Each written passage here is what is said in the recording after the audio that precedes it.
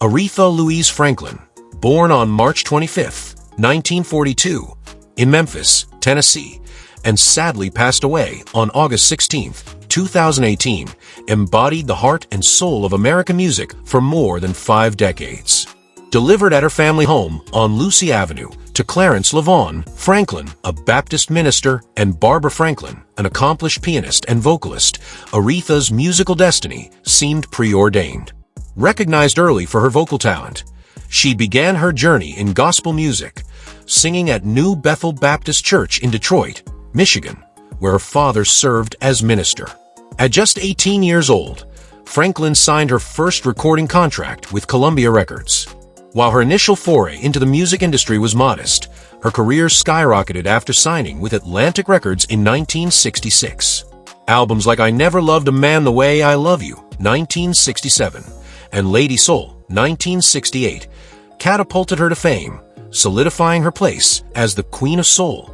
Her ability to blend gospel roots with pop, R&B, and blues created revolutionary sound that resonated with audiences worldwide.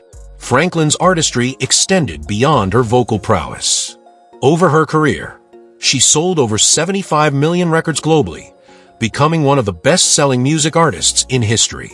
With 112 Billboard charting singles, including 20 #1 R&B hits, her influence in the music industry was unmatched. Songs like Respect, Chain of Fools, and Natural Woman not only defined a generation, but became anthems of empowerment and resilience. Her accolades were as monumental as her voice. She earned 18 Grammy Awards, including a Grammy Lifetime Achievement Award and the distinction of winning the first 8 Best Female R&B Vocal Performance awards consecutively. She was the first female artist inducted into the Rock and Roll Hall of Fame in 1987 and received numerous honors, including the National Medal of Arts and the Presidential Medal of Freedom. In 2019, she was posthumously awarded a Pulitzer Prize Special Citation for her extraordinary contributions to music and culture. Despite challenges, Aretha Franklin continued to evolve her sound, releasing hits with Arista Records such as Jump to It, 1982, and Who's Zoomin' Who, 1985. Her artistry was timeless, resonating with fans across generations. Aretha Franklin's legacy is not only measured in records sold or awards won, but also in the cultural and emotional impact of her music. From her humble beginnings in Detroit's gospel scene to becoming a global icon, Franklin's life was a testament to passion, perseverance, and the transformative power of music.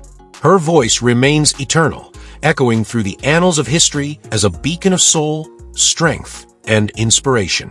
Franklin had faced health challenges for years, but maintained her privacy regarding her condition. Her declining health became apparent to the public during her final performances, where her noticeable weight loss and frailty sparked concern. Despite her illness, Franklin continued to captivate audiences with her remarkable talent and resilience. Toward the end of her life, she received care at home surrounded by family and loved ones as they supported her through the final stages of her battle. She died at the age of 76 due to advanced pancreatic cancer of the neuroendocrine type, a rare form of the disease. Her death marked the end of an extraordinary life and career, but her legacy continues to inspire and resonate with generations of music lovers worldwide. Aretha reportedly died without a will, or at the very least, she did not have a formal, typewritten will. In 2010, she signed a document that purportedly named her son Ted executor of the will. In 2019, a year after death, a handwritten document, supposedly from 2014, emerged that apparently crossed Ted's name out and instead named her son Keekath as executor. This second document was reportedly found stuffed in a couch. The battle raged on until it went to trial in July 2023. Documents submitted by lawyers representing the estate over the years showed that at the time of her death, Aretha's overall assets were worth $4.1 million. However, that figure included a paltry $1 million for intellectual property and did not include an overall value of her royalty stream and catalog. Franklin was the mother of 4 children. Her first 2 children, Clarence Franklin and Edward Derwin Franklin, were born to Franklin when she was 13 years old and 15, respectively. They were raised by her grandmother and sister Irma, and Franklin would visit them often back in Michigan. Her third child, Ted White Jr., was born in 1964 to Franklin and her husband at the time, Theodore Ted White. Her youngest child, Keekaf Cunningham, was born in 1970 to Franklin and her road manager, Ken Cunningham. Franklin was married twice during her lifetime. She married her first husband, Ted White, in 1961. They separated in 1968 and finalized their divorce in 1969. Her second husband was actor Glynn Turman. They married in 1978, before separating in 1982 and divorcing in 1984. In 2012, she became engaged to her longtime partner Willie Wilkerson. They were actually engaged 2 times before this, but she later called off the engagement. Franklin began singing at an early age in her father's church, and he began managing her when she was 12 years old. He would take her on his gospel caravan tours where she would sing in various churches on the road, and he was also the one who helped her land her first recording deal with JVB Records. Her first single with JVB Records, Never Grow Old, was released in 1956, followed by several singles that same year, along with the album Spirituals, 1956. She continued to sing and perform gospel music and spent summers in Chicago on the gospel circuit there. She even went on tour with Dr. Martin Luther King Jr. when she was 16 years old. She would later go on to sing at his funeral in 1968. However, when she turned 18, Franklin decided she wanted to pursue a pop music career. Franklin's father helped her move to New York and also helped her produce the demo that would land her a record deal with Columbia Records, who signed her in 1960. Her first record with Columbia, the single, Today I Sing the Blues, was released in September 1960 and eventually made it into the top 10 of the Hot Rhythm and Blues Sellers charts. Franklin released her first secular album, Aretha, with the Ray Bryant Combo in January 1961. The single, Won't Be Long, off the album was her first single to chart on the Billboard Hot 100. She went on to release several more albums with Columbia, but struggled with achieving real commercial success while at the label.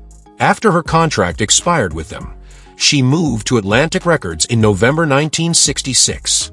Her first single with Atlantic, I Never Love a Man the Way I Love You, was a huge hit and peaked at number 9 on the Billboard Hot 100, making it her first top 10 pop single. Today, Franklin is probably best known for her hits Respect, You Make Me Feel Like a Natural Woman, Chain of Fools, Ain't No Way, Think, Bridge Over Troubled Water, and I Say a Little Prayer, among others. She was the first female inducted into the Rock and Roll Hall of Fame. Franklin received her star on the Hollywood Walk of Fame in 1979, and in 1994, she received a medal from the Kennedy Center Honors. She has received 18 Grammy Awards in multiple musical genres, as well as 2 honorary Grammys. Many of her songs have reached the top 40 on the Billboard charts. 20 of her songs have gone to number 1 on Billboard's R&B singles chart. She is also one of the best-selling musical artists of all time, having sold 75 million records globally. And there you have it, an unforgettable journey through the life and legacy of the Queen of Soul, Aretha Franklin. Her voice, her spirit, and her music will forever echo in our hearts and continue to inspire generations. Whether it was demanding respect or touching our souls with Natural Woman, Aretha showed us the power of music to uplift, unite, and transform. If you enjoyed this deep dive into the life of a legend, don't forget to give this video a thumbs up, share it with fellow music lovers, and subscribe for more stories about icons who've shaped our world. Let us know in the comments, what's your favorite Aretha Franklin song and why? Until next time, stay soulful and keep celebrating the legends who make our world a more beautiful place. See you in the next video.